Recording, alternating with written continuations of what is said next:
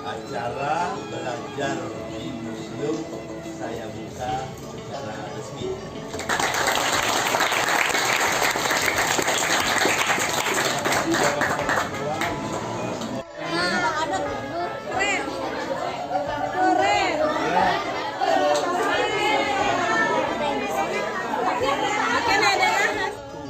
Pergunakanlah HP dengan baik-baik, oke?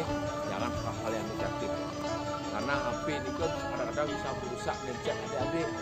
Makanya dinamakan Museum Semarajaya. Oke, mulai bos ada adik berkunjung ke museum, juga minta 6 ruangan. Boleh adik-adik baru terus mengangkat ini juga sebagai ajak kita baru datang yang diutuslah Dewi Uma untuk mencari bahan susu.